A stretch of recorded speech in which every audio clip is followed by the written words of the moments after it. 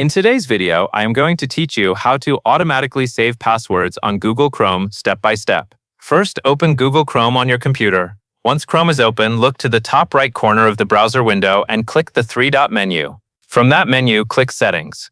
After you are in Settings, find and click Autofill and Passwords. This section controls how Chrome handles things like saved addresses, payment details, and login information. Inside this area, click Google Password Manager. Once Google Password Manager opens, look for the menu icon with 3 lines and click it. This will open another small menu with more options related to password management. From there, click Settings. Now find the option labeled Offer to Save Passwords and Passkeys and click it to turn it on. When this setting is enabled, Google Chrome will prompt you to save your login details whenever you enter them on a supported website. As a helpful tip, make sure you are comfortable saving passwords on the device you are using, especially if it is a shared or public computer. This feature is most useful on a personal device where only you have access.